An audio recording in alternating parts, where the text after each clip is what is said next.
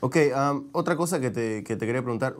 Yo pienso que tú y yo estamos en la misma, tenemos el mismo apoyo a Ollanta Humala. Yo pienso que los dos estamos de acuerdo en que él es el mejor candidato de los cinco que eran los más conocidos, ¿no? Ahora, ¿hay algo en el planteamiento de Ollanta Humala que tú cambiarías o que harías diferente en cuanto a sus propuestas? Claro, a mí me gustaría que la plataforma de Ollanta Humala sea más directos en el sentido de los temas de violación de derechos humanos que se le ha acusado a Ollanta Humala. Él ya ha sido librado de estas acusaciones por el Poder Judicial, pero el señor Ollanta Humala haría mucho bien si él fuera a estos lugares donde lo acusan de haber violado derechos humanos, reunirse con la gente, conversar y que la gente misma diga, este señor no asesinó a las personas que se le acusan. Mm, Ese es uno. Otro, que él tendría que participar más directamente con la población de clase media y clase alta. mm, Él ya ha intentado conversar con ellos, pero hay una fobia muy grande de esta demasiado clase. grande. Ajá. Tienen miedo a perder su estatus y ellos realmente no se interesan en crear un modelo de país inclusivo, pero Ollanta Humala tendría de alguna forma que tratar. No me gustó, por ejemplo, la participación en el debate final de la primera A mí vuelta, en la tampoco. cual él solo leyó y leyó. Eso Ujú. me pareció una falta de respeto a los televidentes. Y bueno, hay otros detalles, pero en general, como tú dices, es el mejor candidato. No Sí. es el candidato perfecto, pero yo sí tengo confianza. Yo lo he conocido en Washington, D.C., lo he escuchado. Yo siento que es un hombre honesto que realmente quiere ayudar al país. No es el líder perfecto, Ujú. por supuesto va a tener errores, Sí. pero yo confío que él no va a hacer de la presidencia un negocio, no va a ser Ujú. un puesto donde va a asesinar peruanos como lo han hecho Fujimori, Toledo, Alan García, García, sí. sobre todo Alan García. Ujú. Cuando tú me preguntas si hubo fraude en el 2006, para que un delincuente como Alan García haya sido electo presidente, Increíble, ya. debe haber habido fraude.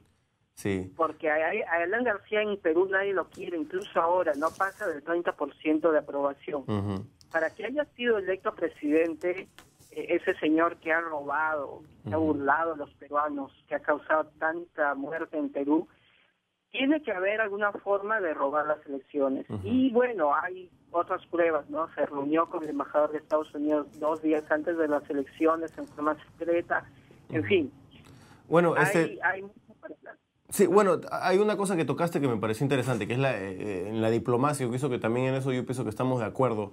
La realidad es que por más que eres un candidato a la presidencia que se va a preocupar por la gente que ha sido, a la cual no la han tomado en cuenta la mayoría de candidatos presidentes, como es la gente pobre, como es la gente indígena que vive en el Amazonas y todo eso.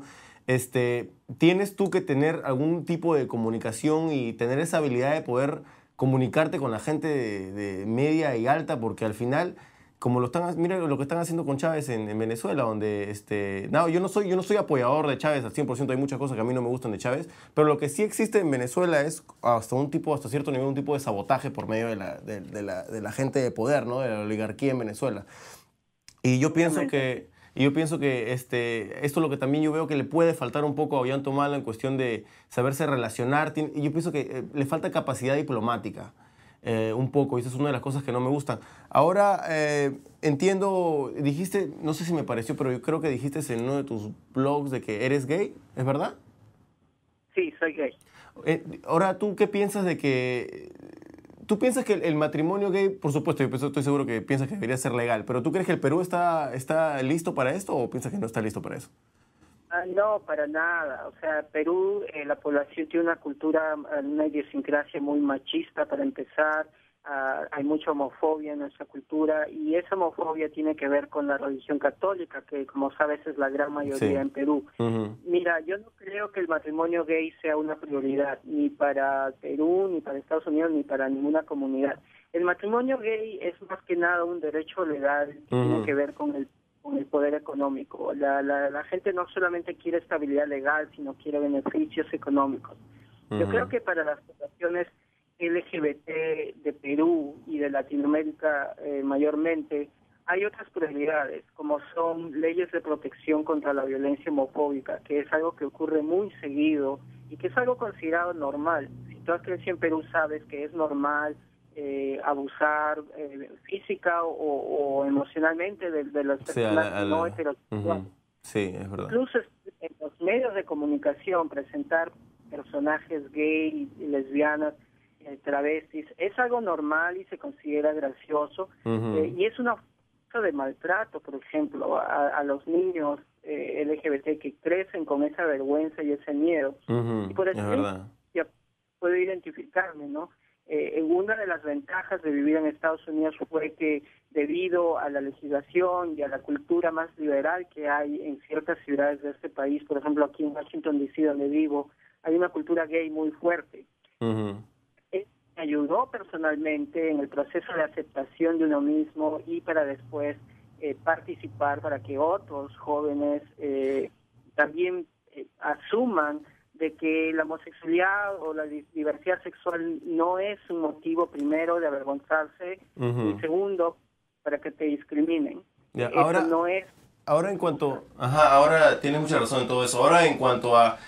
Creo que tú y yo sabemos más o menos lo que es mayormente la ideología de la gente militar en el Perú en cuanto a la homosexualidad, ¿no?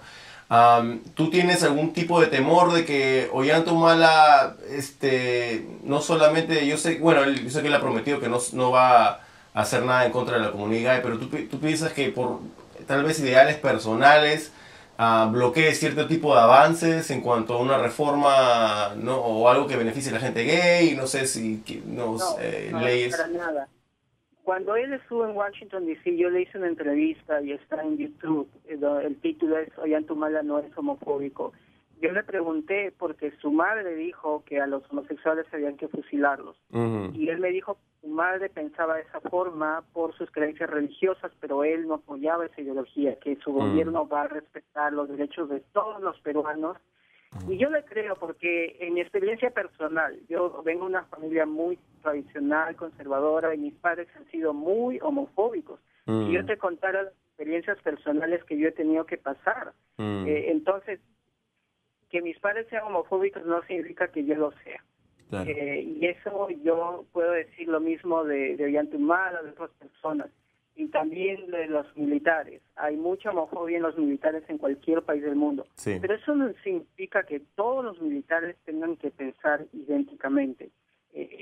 Hay tanta gente gay en los servicios militares de cualquier lugar del mundo, incluyendo... Pero por lo bajo, ¿no?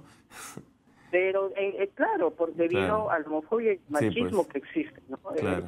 Yo creo que un presidente que ha sido militar y que defienda la diversidad y que respete los derechos de todos va a dar un mensaje muy fuerte a la sociedad peruana. De eso se trata. Sí, tienes razón. Con el pasado, no porque Perú hasta ahora es un país de corrupción, no significa que siempre vamos a hacerlo así. Esa es la cuestión. Hasta hace 5 años nadie se imaginaba que este país iba a tener un presidente negro. Sí, pues, es verdad, es verdad. Entonces todo cambia y el cambio empieza en uno mismo, nada más. Sí, es verdad, es verdad. Otra cosa que te quería preguntar, yo pienso que es obvio para ti, para mí, para muchísimos peruanos, de que hay una guerra mediática, ¿no? Y la ha habido no solamente contra Ollanta Humala, pero la hubo entre Evo Morales, lo cual me parece a mí sorprendente que existe una guerra mediática cuando el presidente antes de Evo Morales quería privatizar el agua y no quería, era prohibido que hasta colecten el agua de la lluvia, ¿no? Me parece increíble. Pero bueno, existe una guerra mediática, ¿no? En cuanto en contra a líderes de la izquierda. Ahora, ¿tú crees que el gobierno de un país puede hacer, si es que tú crees que debería hacer algo, para evitar la manipulación de la población en cuanto a los medios de comunicación? ¿Tú qué crees que el gobierno debería hacer, si es que debería hacer algo? Mira, yo no creo que el gobierno debería censurar a nadie. En Perú, de hecho, que los medios de comunicación no representan a todos los peruanos, sino a un grupo reducido de empresarios y de gente adinerada. Pero lo que el gobierno puede hacer es darle cabida a otros sectores de la población a que también tengan acceso a canales de televisión, a radio, a que no haya un imperio de monopolio, que es lo que existe ahora en Perú, que es un monopolio de los medios y que no hay representatividad. Un ejemplo es que ayer el candidato Humala estaba dando una ceremonia de juramento por la democracia, donde Hoy lo él cortaron, aseguró, sí, escuché sobre eso. claro, que no te queda más de 5 años el gobierno, y lo cortaron, no lo pasaron. Yo hablo con mi familia y amistades en Perú todos los días casi, y me cuentan que en los noticieros todo es a favor de Keiko Fujimori. Si Keiko Fujimori va al mercado de la esquina, ahí están las cámaras de televisión.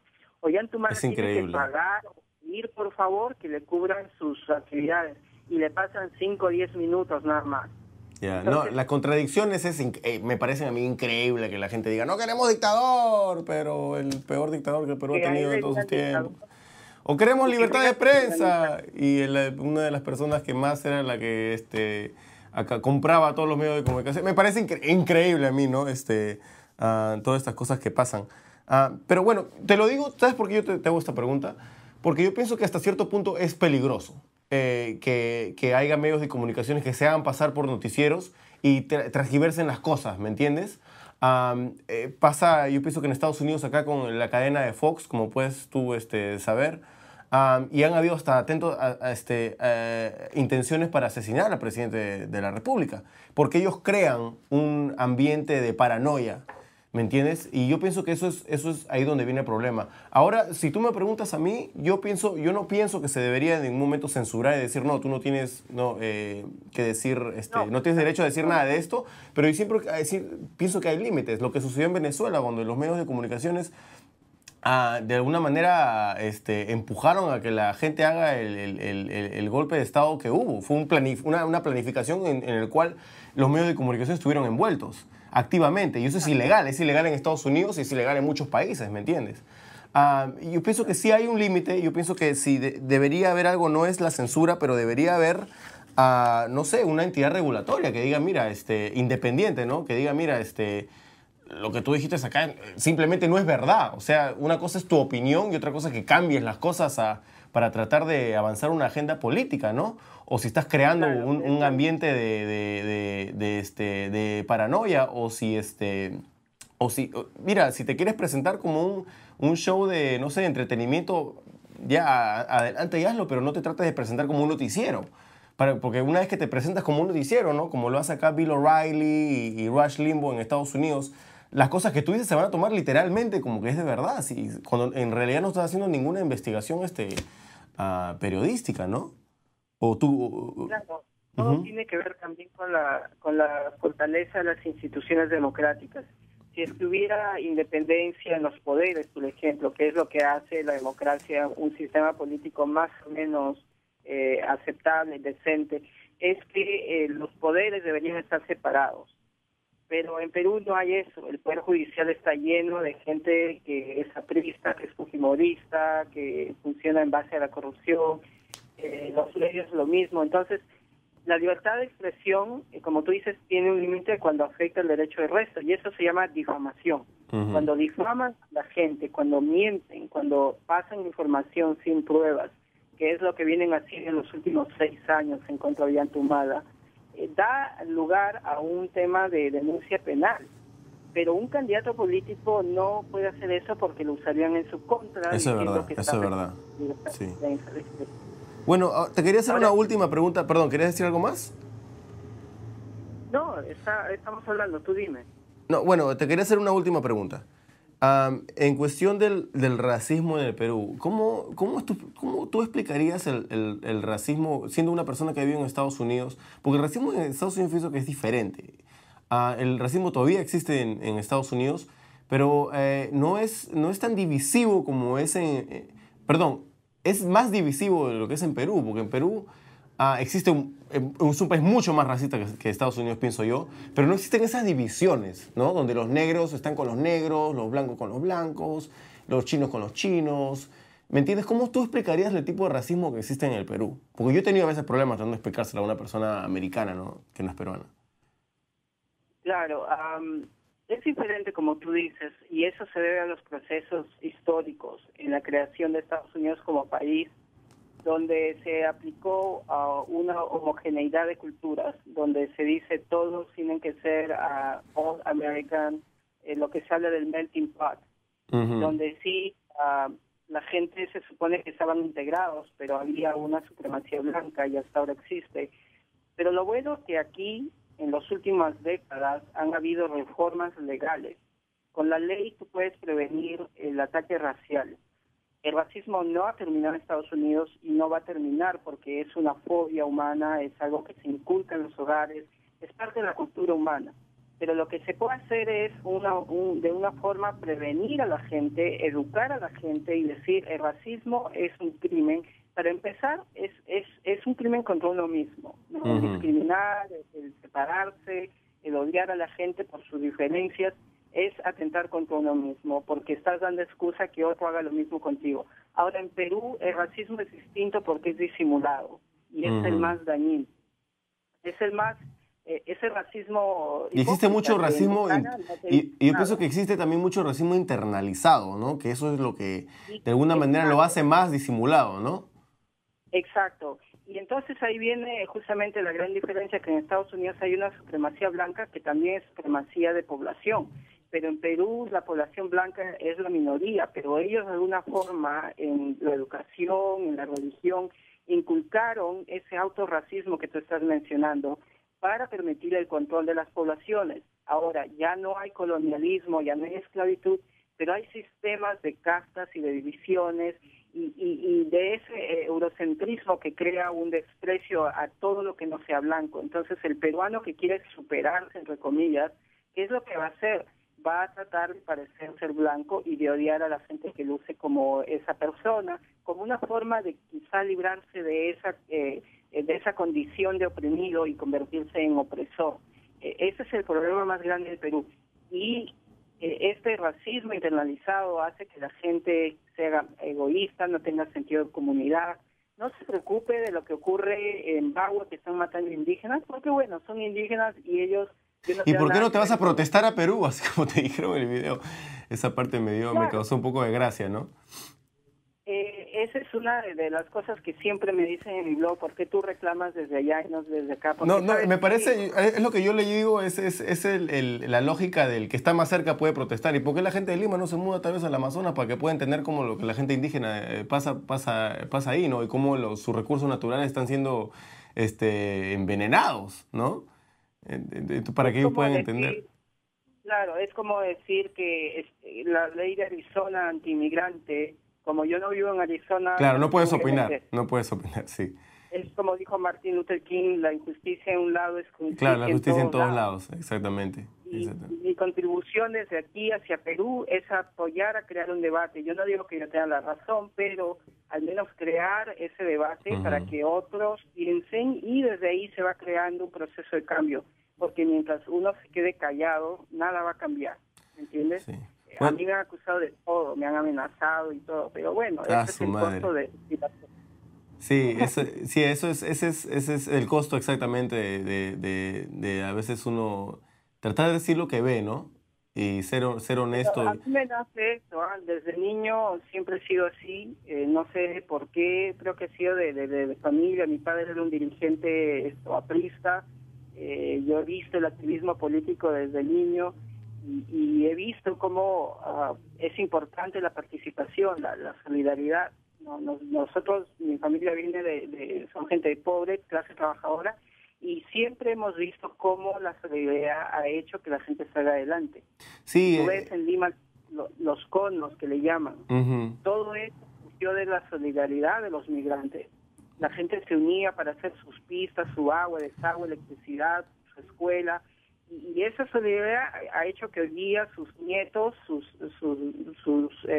nietos de esos migrantes, ahora tengan acceso a universidad, ahora tengan acceso a una posición económica y cultural que los abuelos no lo tenían, ¿no? Carlos, muchas gracias por esa entrevista. Ojalá que esto me suban los views pues en YouTube, ya que te tengo acá. Gracias, Javier, gracias y te felicito por lo que haces porque es importante participar, crear medios independientes. tiene una fuerza muy, muy grande, ¿no? Sí, gracias a ti.